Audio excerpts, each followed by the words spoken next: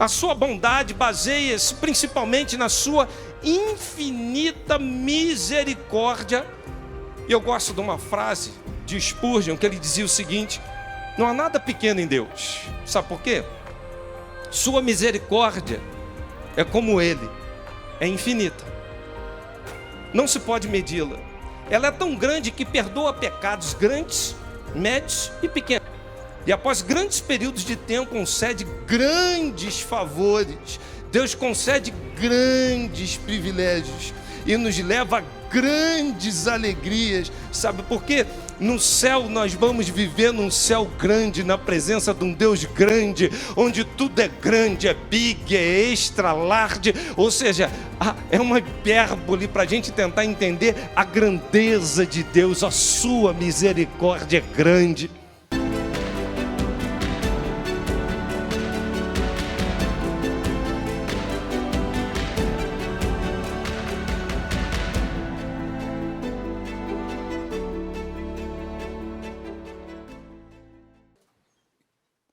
Livro de Neemias, capítulo 9, versos 16 ao verso de número 25.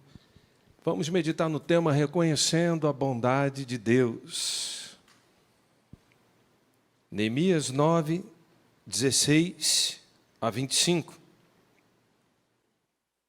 Nos diz assim então a palavra do Senhor: porém eles, nossos pais, se houveram soberbamente, endureceram a sua cerviz e não deram ouvidos aos teus mandamentos, e recusaram ouvir-te, e não se lembraram das tuas maravilhas que lhes fizeste, e endureceram a sua cerviz, e na sua rebelião levantaram um capitão, a fim de voltarem para a sua servidão. Porém tu, ó Deus, perdoador, clemente e misericordioso, tardio em irar-te, e grande em beneficência, tu não os desamparaste. Ainda mesmo que eles fizeram para si um bezerro de fundição e disseram: este é o teu Deus, que te tirou da terra do Egito, e cometeram grandes blasfêmias. Todavia tu, pela multidão das tuas misericórdias, não os deixaste no deserto. A coluna de nuvem nunca se apartou deles de dia para os guiar pelo caminho, nem a coluna de fogo de noite para lhes iluminar, isto pelo caminho por onde haviam de ir. E deste o teu bom espírito para os ensinar, o teu maná não retiraste da sua boca, e água lhe deste na sua sede. De tal modo que sustentaste 40 anos no deserto, nada lhe faltou. As suas roupas não se envelheceram, e seus pés não se incharam. Também lhes deste reino e povos, e repartiste em porção. E eles possuíram a terra de Sião, a saber, a terra do rei de Esbom, e a terra de Og, o rei de Bazã. E multiplicaste os teus filhos como estrelas do céu, e trouxeste-os a terra que tinhas falado aos seus pais, que nela entrariam para possuir. Assim os filhos entraram e possuíram aquela terra, e abateste perante eles os moradores da terra, os cananeus, e lhes entregaste na mão, como também os reis dos povos da terra, para que fizeram deles conforme a sua vontade. Tomaram cidades fortificadas e a terra fértil, possuíram casas cheias de toda a fartura, cisternas cavadas, vinhas, olivas, árvores frutíferas em abundância. E comeram e se fartaram, engordaram e viveram em delícias, pela tua grande bondade. Pela tua grande bondade. Pai, fala conosco. Nós queremos ouvir a tua voz. Trate o que precisa ser tratado e que saiamos daqui muito melhores do que entramos. Oramos em nome de Jesus. Amém. Eu ousaria dizer que a história do povo de Israel, se eu pudesse sintetizar sumariamente e espiritualmente, ela se resume em 4 palavras. Primeiro, revelação. Segunda palavra, apostasia. Terceiro, julgamento. E por último, restauração.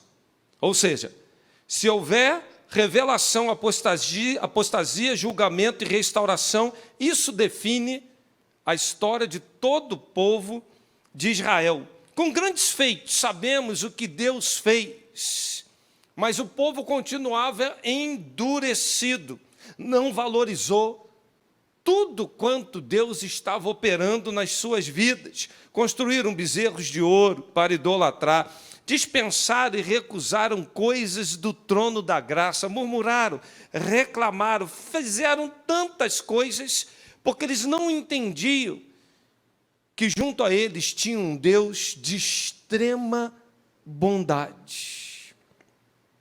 A perfeição da criação vai afirmar que quanto mais nós olhamos para tudo quanto Deus criou, e tudo quanto Deus criou foi bom, nós enxergamos a bondade de Deus. A manifestação da sua bondade se dá por tudo quanto fora gerado. A bondade de Deus vai ser afirmada não somente por um atributo admirável de Deus, mas principalmente por um alto nível de relacionamento que devemos ter com Ele. Eu diria que você, para compreender a bondade de Deus, não basta ter uma visão apenas etimológica do que vem a ser bondade, ou olhar apenas para um trecho da Bíblia e tentar entender o que é a bondade. A bondade vai perpassar, sobretudo, num relacionamento íntimo e profundo, a qual a gente enxerga a cada dia, em cada momento, por cada detalhe, o quanto Deus é bom. Mas o povo não entendera isso. Viveu de uma maneira inadvertida. E às vezes nós estamos nas mesmas práticas. A gente não quer, às vezes, vivenciar aquilo que Deus programou para que nós vivenciássemos.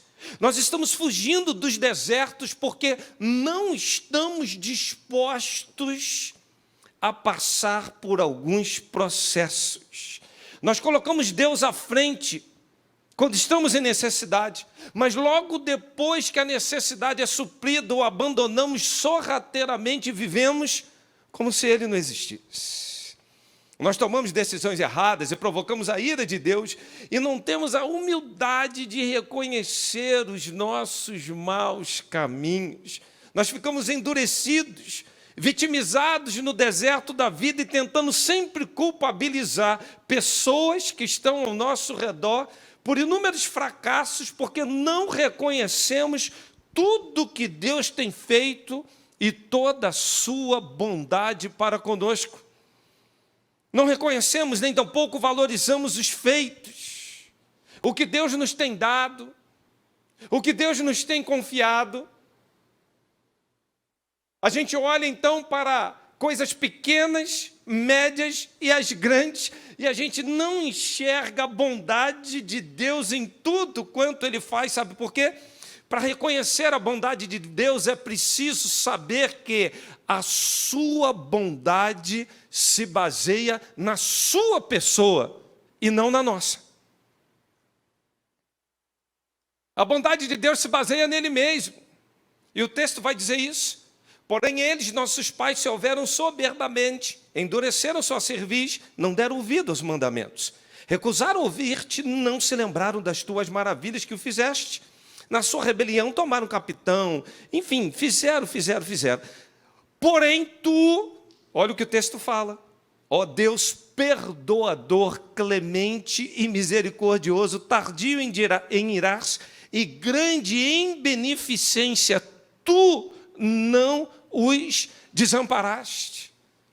A bondade de Deus se baseia exatamente na pessoa dele, no cuidado que ele tem para conosco, num Deus que não nos desampara, num Deus que tem a cada dia, a cada momento, percebido as nossas necessidades e tem suprido a cada um de nós.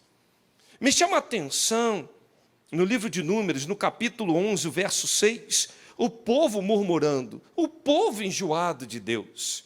E o povo diz assim: agora a nossa alma se seca, porque coisa nenhuma há nesse deserto senão maná diante dos nossos olhos.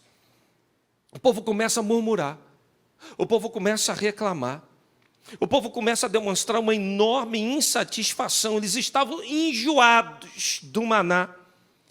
No domingo passado aqui, estava pregando o pastor Adoniran falando que já estava cansado de comer jacaré. Em determinado momento de sua trajetória, ele chegou a olhar para ver se ele não estava andando, tipo rastejando igual um jacaré. Eu não sei se você gosta de comer uma comida no almoço, outra na janta, ou no dia seguinte você não quer o sobredonte. O que é o sobredonte? A sobra de ontem. Porque tem gente que gosta, só quer a comida fresquinha. Aquela que tiver ali. Um sobredonte já não serve mais. Já não vai dar certo. Repetir comida, tem gente que é igual roupa. Né? Bota roupa, não, essa roupa aqui eu já fui. Outro dia, eu não sei, eu tenho que contar uma derrota aqui, né? Mas outro dia eu fui para onde, isso aqui, que eu falei assim, glória a Deus, que eu acho que é a terceira vez essa semana, ainda que em espaços cultos, que eu estou usando essa camisa. Continua limpa e cheirosa. Porque tem gente que usou, aí vai ali no mercado, volta, pega outra. Volta. Irmão, vai lá botar para lavar, vai lá gastar luz, sabão, vai passar, depois vê. Quem fizer isso, nunca mais vai fazer isso com a roupa. Tenho certeza. Quem limpa uma pia, vai querer ver a pia sempre limpa. Quem limpa a casa, que vê, vai sempre querer cuidar e zelar. É sempre assim, irmão. É assim que a vida procede. Mas o povo olha o maná. O povo nunca tinha visto maná na vida. O povo não sabia o que era maná. Fala que era doce como mel. Mas o povo enjoa. O povo enjoa disso, o povo enjoa daquilo. Eu fico pensando, por que o povo estava, na verdade, enjoado de Deus? Ele não conseguia experimentar a bondade de Deus. Será que o povo, à altura daquele deserto, olhando para a sua vida e comparando alguns dias atrás, quando estavam vivendo um cativeiro, eles sentiram falta daquilo? Ou será que o povo pensou assim, eu creio que Deus ele é deísta e não teísta. O que é o deísmo? Uma filosofia que crê que Deus criou a humanidade, ele é criador, mas que ele largou a sua própria sorte. Será que o povo estava pensando assim, Deus não cuida de nada, Deus não está nem aí para nada, ele é apenas criador, mas ele não é mantenedor, ele não é sustentador. E muitas das vezes, queridos irmãos, nós nos sentimos largados, desorientados, abatidos, fracassados. Há momentos na nossa vida que a gente olha e o sentimento é de um profundo abandono.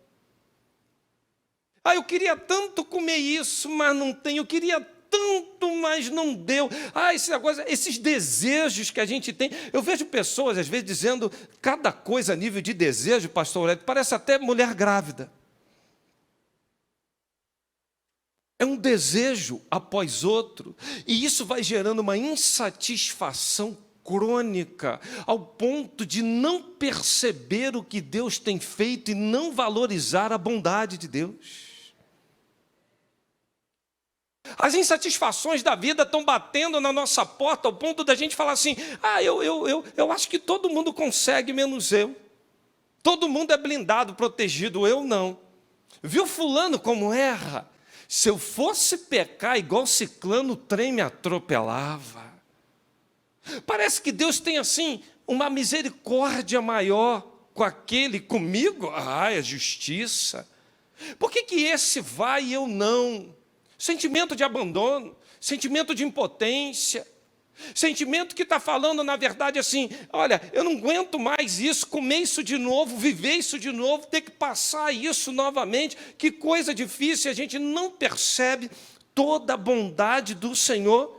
Tem gente que, na verdade, está assistindo esse culto e que não percebe uma coisa que é cruel que está acontecendo com a sua própria vida. Essa pessoa já está enjoada de Deus. É triste, é duro, mas é verdade. O profeta Isaías falava a respeito disso. O Senhor diz ao seu povo: vocês enjoaram de mim e pararam de me adorar. Isaías 43, verso de número 22. Como é que alguém consegue meio enjoar de um Deus que é maravilhoso, que pode tudo, que tem toda a autoridade, que é o esplendor da beleza, da justiça, da santidade, da igualdade, que tem toda a autoridade nos céus e na terra, que pode todas as coisas, que nunca perdeu uma batalha, que está preparando coisas que o olho não ouviu, que o ouvido não ouviu, que nunca subiu o coração do homem para cada um de nós? Como é que alguém consegue enjoar disso? Consegue. Mas consegue. Consegue quando fica olhando e sempre murmurando, reclamando, aí acaba, não ora mais, não quer congregar. O que é isso? Sintomas de enjoo. Qual é o sintoma de enjoo quem está mal? Começa a salivar. E começa a sentir aquela sudorese. E o corpo começa a reagir de uma maneira diferente. Se for uma comida, então, quando lembra da comida, dá vontade de comer tudo, menos aquilo, não é, irmãos? Está enjoado. Toma um Dramin. Sabe qual é o Dramin espiritual para a tua vida hoje? Reconheça a bondade de Deus. Melhor Dramin espiritual não tem. Há um povo que começa a ter sintomas de sudorese, sabe por quê? Ele escuta a voz de Deus, mas não segue, ele não reconhece que está num caminho ruim, ele não valoriza, ele só anda desconfiado. E o pior, não sente mais saudade de Deus, não sente mais vontade de ler a palavra, não ora mais. O que é isso? Sintomas que enjoou. Enjoou. Porque quando você está gostando, irmão, você quer estar junto. Já viu o casalzinho quando se conhece, pastor Demétrio? Tchau, boa noite. Tchau para você também. Amanhã eu te vejo. Amanhã eu também te vejo. Então despede aí. Despede você. Aí manda um bonequinho. Aí manda o outro gifzinho. Você não vai dormir, não? Eu vou, mas eu estou esperando que você durma primeiro. Irmão, dá vontade de dar uma coça nos dois, fala, vai dormir logo, rapaz. Já enjoou, só de ouvir essa conversa. Mas você está rindo, você também já fez isso. Você já teve essa fase aí, não vou falar bobeirão não, que todo mundo passa por ele, né? Essa fase abençoada. Você já teve isso. Não enjoa, irmão? Enjoa. Quando você desliga isso aí logo, vai dormir, vai fazer uma coisa produtiva, vai descansar. Ficar nesse troço aí 1 hora, aí chega.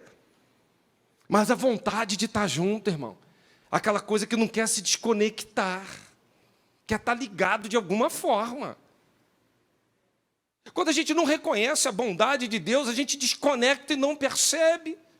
E o Senhor traz essa palavra para você tomar um Dramin espiritual e perceber o quanto Ele é bom, quanto Ele não muda, o quanto a sua bondade se baseia nele mesmo. Não é na nossa postura, não é nas nossas obras, não é naquilo que declaramos. A bondade de Deus está calcada nele mesmo. A bondade de Deus tem a ver com a sua perfeição, com a sua natureza. A essência de Deus é boa, Deus é bom em todo tempo. Em todo tempo.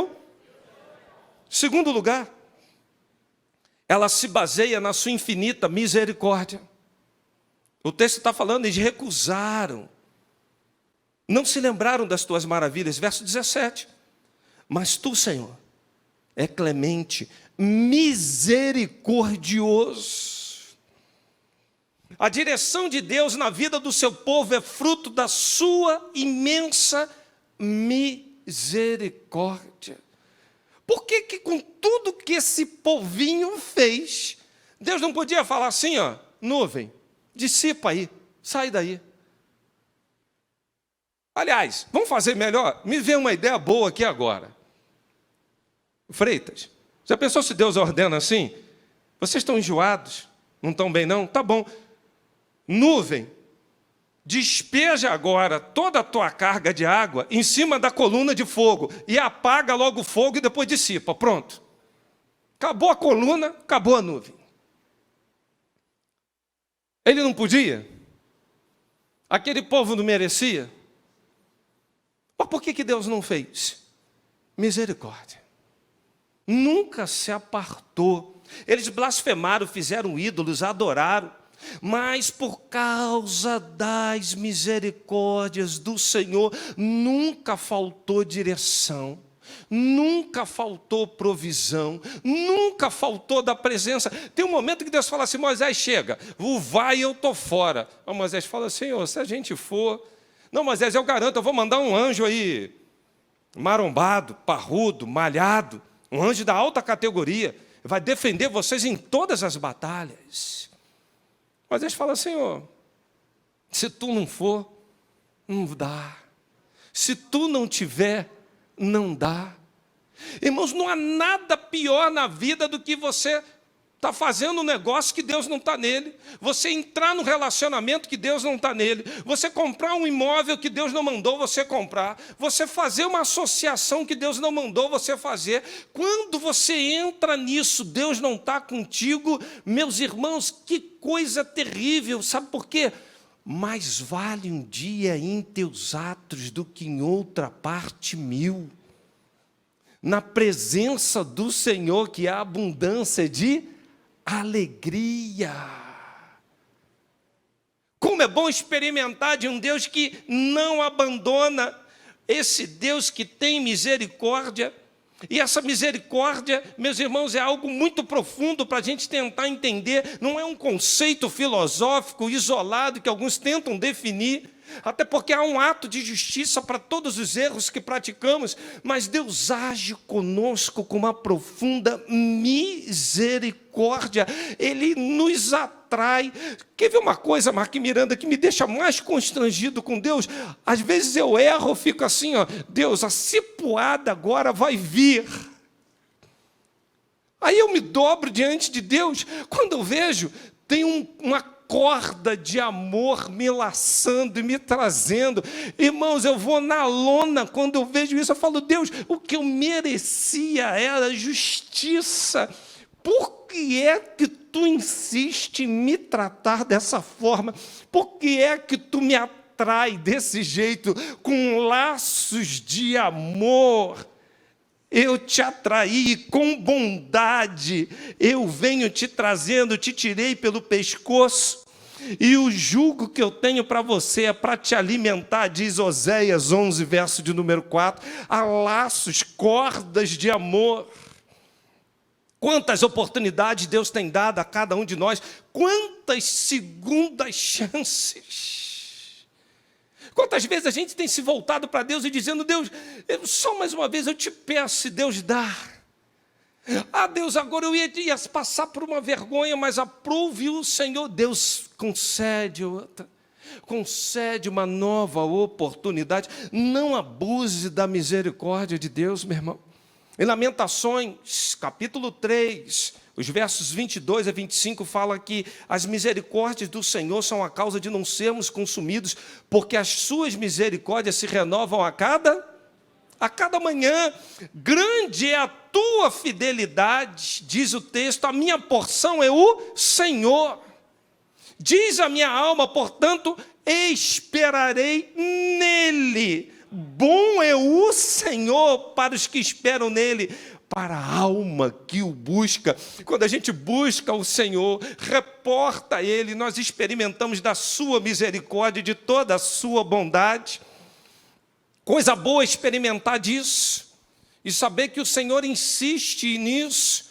Se olharmos para a palavra de Deus falando das suas misericórdias, só no Antigo Testamento tem mais de 250 passagens, falando como Deus é misericordioso. Desde o Antigo Testamento até o Novo Testamento, essa misericórdia está sendo expressa pela soberania divina. Em Êxodo 33, 19 diz: terei misericórdia de quem eu quiser, e vou me compadecer de quem eu me compadecer. Do mesmo princípio, Paulo escreve à igreja de Roma, no capítulo 9, versos 15 e 16, dizendo: terei misericórdia de quem me aprouver, e terei compaixão de quem aprouver ter compaixão, pois assim não depende de quem quer e do que corre, mas Deus que usa de misericórdia. A sua bondade baseia-se principalmente na sua infinita misericórdia. E eu gosto de uma frase de Spurgeon, que ele dizia o seguinte: não há nada pequeno em Deus. Deus tudo é uma hipérbole. E ele dizia assim: não há nada pequeno. Sabe por quê? Sua misericórdia é como Ele, é infinita. Não se pode medi-la. Ela é tão grande que perdoa pecados grandes, médios e pequenos. E após grandes períodos de tempo, então concede grandes favores. Deus concede grandes privilégios e nos leva a grandes alegrias. Sabe por quê? No céu nós vamos viver num céu grande, na presença de um Deus grande, onde tudo é grande, é big, é extra large. Ou seja, é uma hipérbole para a gente tentar entender a grandeza de Deus. A sua misericórdia é grande. E por último, ela se baseia na sua provisão. Verso 20: deste teu bom espírito para nos ensinar, e do teu maná não retiraste da sua boca, e a água lhe deste na sua sede, de tal modo que sustentaste o povo durante 40 anos no deserto. Nada lhes faltou. Nada. As suas roupas não se envelheceram, e seus pés não se incharam. A bondade de Deus vai se basear na sua provisão. Tudo que Deus faz é bom. E aí você vai para o Novo Testamento e Mateus vem dizendo: qual é o pai que ama um filho, em que esse filho lhe pedindo aí um pão, vai dar uma pedra, de pedindo peixe, vai dar uma serpente. Vocês, sendo maus, sabem dar coisas boas para os seus filhos, quanto mais o vosso Pai Celestial sabe dar coisa boa a seus filhos que lhes pedirem. A providência não é uma palavra bíblica. Se você começar a achar a palavra providência na Bíblia, você não vai achar. Bem como trindade, discipulado, evangelismo, exposição, aconselhamento, ética, política. Isso, você não vai achar isso na Bíblia ali. Mas você vai ver implicitamente várias coisas falando da provisão do Senhor. Desde o livro de Gênesis, você vai ver um Deus que provê. Um Deus imutável, um Deus que não é estático. Ele age de tal forma que Ele sabe o que nós carecemos e necessitamos. Nós não servimos a um Deus inerte, a um Deus que não se compadece. Falando do próprio Cristo, nós temos um sumo sacerdote que se compadece de cada um de nós, porque Ele passou por tudo quanto nós estamos passando. A gente olha para um Deus que provê, o Yahvé Jiré. E a gente anda desconfiados dessa provisão. Será que vai faltar? Será que vai falhar? Há tanta gente acumulando tanto. A gente fala de acumuladores. Outro dia eu vi um programa falando de acumuladores. Pessoas que tudo vê por aí, vai acumulando e levando para casa. Já viram isso? Do papelão ao lixo, tal vão. Irmãos, há tantos acumuladores na igreja. Pessoas que andam desconfiadas da provisão divina e que tudo quanto podem estão acumulando, não conseguem partilhar, não conseguem abençoar, não conseguem observar às vezes a dor do outro que está do lado, a necessidade do outro, querem acumular, como se caixão tivesse gaveta e como se ao sair daqui pudesse levar algumas coisas. Acumula. É uma insegurança, porque nunca aprenderam a depender do provedor. A bondade de Deus não se limita ao homem, ela é exercida sim por tudo quanto Ele opera em nós. Deus nos dá o alimento, Deus nos satisfaz com a sua benevolência, sejam aves nos céus, animais nas matas, peixes no mar. Deus tem abundante provisão para cada um de nós, pois a promessa dele é: te darei muito mais abundantemente, além daquilo que pedires ou que pensares. segundo o meu poder que opera em vós. Meu irmão, deixe o poder de Deus operar na tua vida. Há um poder para ser liberado para a tua vida. Esse poder está retido, sabe por quê? Você confia mais na provisão do que do provedor. E aí não faz sentido. A terra está cheia da bondade de Deus. A gente vê a cada momento a provisão. A minha família conhece isso lá em casa. Eu gosto de orar, quando eu vou pegar aquele prato de comida, eu tenho um prazer de falar: Deus, tu sabe a minha gratidão, porque quantos queriam estar comendo e não podem? E agora, quantos queriam estar comendo o que eu estou comendo aqui? Gente, é muita bondade de Deus, é muita bondade. E eu fico olhando para isso tudo, fico pensando assim: Deus, por que tu está provendo dessa forma? Por que tu insiste em fazer as coisas desse jeito? O Senhor supre tudo. E a gente precisa entender, queridos irmãos, que o homem não recebe coisa alguma se do céu não lhe for dado. João 3, 27. Você recebeu roupa para você vestir e vir para a igreja, sim ou não? Veio do céu. Você hoje já fez pelo menos uma refeição, sim ou não? Veio do céu. Foi o maná. Você hoje já recebeu algum elogio? Estou te elogiando agora, vocês estão lindos, pronto.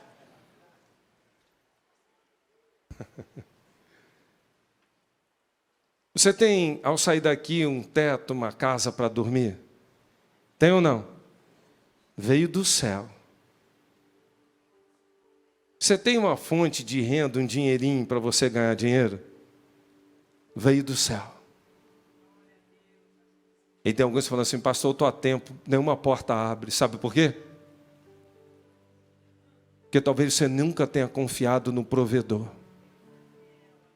Você só anda atrás de provisão e não do provedor.